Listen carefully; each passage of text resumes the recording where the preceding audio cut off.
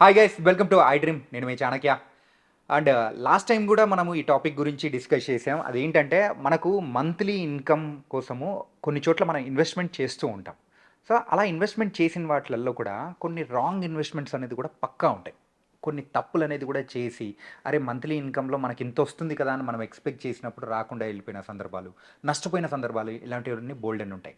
అలాంటి మనం ఎలాంటి మిస్టేక్స్ చేస్తూ ఉన్నాము, ఆ మిస్టేక్స్ చేయకుండా ఉండాలంటే మనము మంత్లీ ఇన్కమ్ అనేది దేనిల మీద పెడితే బాగుంటుంది అనే దాని గురించి కూడా ఈరోజు మనతో పాటు డిస్కస్ చేయడానికి సో మన పర్సనల్ ఫైనాన్షియల్ అడ్వైజర్ విజయ్ కర్ణం గారు కూడా ఉన్నారు. మరి ఆయన అడిగి తెలుసుకుందాం.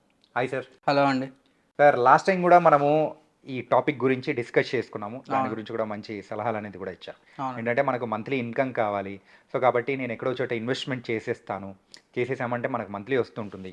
మనం రెగ్యులర్గా ఉండే జాబ్సే కాకుండా హ్యాపీగా అండి. కానీ ఆ ఇన్వెస్ట్మెంట్స్లో కూడా తప్పులు చేస్తూ ఉంటారు. అండ్ మిస్టేక్స్ అనేది కూడా బోల్డ్ అని జరుగుతూ ఉంటాయి. అవునండి. సో మీ మీ లైన్లో యా. ఎప్పుడైనా కానీ ఎవరైనా కానీ అలాంటి క్లయింట్స్ ఎవరన్నా ఉన్నప్పుడు షూర్. సో వాళ్ళు చేసిన మిస్టేక్స్ ఏంటి, అలాంటి వేరే వాళ్ళు చేయకుండా ఉండాలంటే ఏం చేయాలి? షూర్ అండి. ఒక రెగ్యులర్‌గా నడిచే ప్రొసీజర్ చెప్తాను నేను. మార్కెట్‌లో నడిచే ప్రొసీజర్ ఇది. ఎప్పుడైతే ఇద్దరు హస్బెండ్ అండ్ వైఫ్ ఇద్దరు ఎర్న్ చేస్తున్నారో, హస్బెండ్ అంటే ఇఫ్ ఫర్ సపోజ్ వాళ్ళకి ఇల్లు రిక్వైర్మెంట్ లేదనుకోండి, వాళ్ళు ఏం చేస్తున్నారు అంటే ఆల్రెడీ ఇల్లు ఉన్నవాళ్ళు ఇంకో హోమ్ లోన్ ఎలిజిబిలిటీ ఉందని చెప్పేసి హోమ్ లోన్ తీసేసుకుంటున్నారు. యా. హోమ్ లోన్ తీసేసుకొని అది ఎక్కడనో వేరే దగ్గర ఉంటుంది, వీళ్ళు ఉండేది వేరే దగ్గర. అది ఫస్ట్ థింగ్. సెకండ్ థింగ్ వచ్చేసి హోమ్ లోన్ ఎలిజిబిలిటీ ఉందని చెప్పేసి హోమ్ లోన్ తీసుకుంటున్నారు. వాళ్ళ సేవింగ్స్ అనేసి డౌన్ పేమెంట్కి పెట్టేసి మిగతా అమౌంట్తోని హోమ్ లోన్ తీసేసుకొని అది ఇచ్చేసి రెంట్కి ఇచ్చేస్తున్నారు. రెంట్, ఈఎంఐ రెండు మైనస్ చేసుకుంటే దాని మీద ప్రాఫిట్ ఒక 10,000 20,000 అట్లా మిగులుతుంది. Over the period of time మాకు ప్రాపర్టీ ఉండిపోతుంది కదా అనేసి ప్లాన్ చేస్తున్నారు చాలామంది అట్లా. కానీ అది ఫినాన్షియల్ పర్స్పెక్టివ్లో, ఫినాన్షియల్ పాయింట్ ఆఫ్ వ్యూలో చూసుకుంటే నేను అది పెద్దగా సజెస్ట్ చేయను. ఓకే. ఎందుకు చేయను అంటే మీరు ఎంత ప్రాసెస్ చేసేది దేనికోసం? మీకు మంత్లీ ఇన్కమ్ మంత్లీ ఇన్కమ్ కోసం, మంత్లీ ఇన్కమ్ కోసం, మంచి రిటర్న్స్ కోసం. కానీ మీరు ఎండ్ ఆఫ్ ద డే ఏం చేస్తున్నారు? మీ సేవింగ్స్ అన్ని తీసుకెళ్ళి ఒక్క ఇన్వెస్ట్మెంట్లో పెడుతున్నారు. అది చాలామంది మిస్ అవుతున్నారు. అంటే మీ లైఫ్ టైం సేవింగ్స్ కానీ మీ ఇన్వెస్ట్మెంట్స్ అదంతా ఒక ప్రాపర్టీ, ఒక ఫ్లాట్లో ఉండిపోతుంది. అది 1.5 crore ఫ్లాట్ అయినా సరే, 2 crore అయిన ఫ్లాట్ అయినా సరే మీరు హోమ్ లోన్ తీసుకొని పెడుతున్నారు కదా. అది వన్ ఆఫ్ ద అంటే నేనైతే అసలు సజెస్ట్ చేయను అట్లాంటి చేయడం. ఎందుకు అంటే మీకు ఈఎంఐ అనేది ఫిక్స్డ్ ఉంటుంది. ఈరోజు మీరు ఇద్దరు ఎర్నింగ్ ఉండొచ్చు, కానీ డౌన్ ద లైన్ ఒక 10 years తర్వాత మేడం అంటే ఎవరైతే స్పౌజ్ ఉంటారో వాళ్ళ ఎర్నింగ్ ఉండకపోవచ్చు, వాళ్ళు జాబ్ ఆపేయచ్చు. అప్పుడు బర్డన్ మీ మీదనే పడుతుంది మళ్ళీ. అది ఫస్ట్ థింగ్. సెకండ్ థింగ్ వచ్చేసి ప్రాపర్టీ అప్రిసియేషన్ ఎంత ఉంటుంది అనేసి ఎస్టిమేషన్ లేకుండా కొంటున్నారు అందరు. రియల్ ఎస్టేట్లో మీకు 9%, 10%, కమర్షియల్ అయినా సరే, రెసిడెన్షియల్ అయినా సరే, ఫ్లాట్లు అయినా సరే 10% కంటే ఎక్కువ అప్రిసియేషన్ ఉండదు. సో అది కూడా కన్సిడర్ చేయాలి. అది కన్సిడర్ చేస్తే మీకు నెట్ టు నెట్ అసలు ఏం ప్రాఫిట్స్ ఉండవు దాంట్లో. సెకండ్ థింగ్ వచ్చేసి మీకు లిక్విడిటీ అనేది అసలు ఉండదు ఫ్లాట్లో. ఓకే.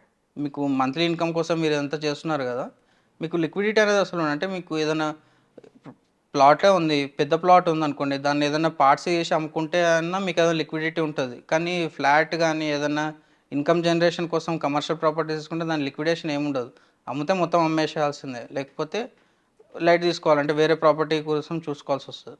సో ఈ ఫ్యాక్టర్స్ అన్ని కన్సిడర్ చేయాల్సి ఉంటుంది మనం ఎప్పుడైనా ఈ ప్రొసీజర్లో మనం వెళ్ళాల్సి వస్తున్నప్పుడు.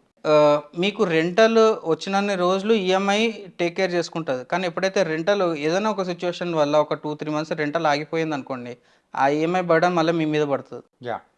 సో ఇంత రిస్క్ అసలు అవసరం లేదు. మీకు అసలు ప్రాపర్టీ మీకు ఎంతైతే మంత్లీ ఎంతైతే సేవ్ చేసుకోగలుగుతున్నా అంటే ఇప్పుడు మీకు మీ స్పౌస్ది అమౌంట్ ఏదైతే ఈఎంఐ కట్టడానికి రెడీ అవుతున్నారో అది ఎస్ఐపి చేసుకోవడం will be the much more better option అనమాట. ఓకే. సో ఈ ప్రొసీజర్లో మీరు ఒక 1.5 crore వేస్ట్ చేసుకున్నట్లే.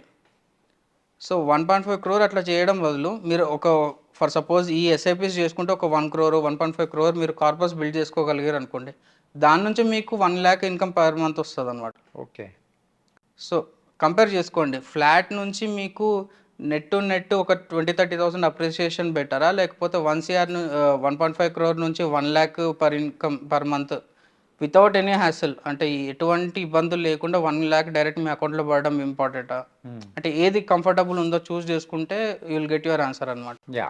సో ఈ ప్రాపర్టీ లోన్స్ అనేవి వెరీ లాంగ్ టర్మ్ ఉంటాయి, 20-25 ఇయర్స్ ఉంటాయి కాబట్టి సో అంత రిస్క్ తీసుకో, it's not a suggestion, it's not a good suggestion అనమాట. Okay. Better to build a corpus of 1.5 crore instead of taking out loan. ఆ corpus build అయిన తర్వాత మీ స్పాజ్ వర్కింగ్ ఆపేసినా కూడా పెద్ద ఫరక్ పడదు అనమాట. అప్పటి నుంచి మీరు ఎవ్రీ మంత్ 1 lakh అక్కడ నుంచి విత్డ్రాల్ చేసుకున్నా కూడా లాంగ్ టర్మ్లో మీ కార్పస్ అనేది బిల్డ్ అవుతూ ఉంటుంది అనమాట. ఓకే. Nice sir. ఏంటంటే ఆ మంత్లీ ఇన్కమ్ విషయంలో చాలామంది కూడా ప్రజెంట్ ఇప్పుడున్న వాళ్ళు అదే చేస్తూ ఉన్నారు. అవును. ఎందుకంటే ప్రతి ఒక్క ఇంట్లో యూజువల్గా సాఫ్ట్వేర్స్ మెయిన్గా చూస్తూ ఉంటాం. సో హస్బెండ్ అండ్ వైఫ్ ఇద్దరు వర్క్ చేస్తూ ఉంటారు. అరే మనకు ఎక్స్ట్రా ఇన్కమ్ కావాలి అనుకున్నప్పుడు ఇప్పుడు మీరు చెప్పిన పద్ధతి పాటిస్తూ అది వెళ్తున్నారు. సేఫ్ అని అనుకుంటున్నారు. అవును. అయితే మీరు చెప్పిన తర్వాత నాకు అర్థమవుతుంది.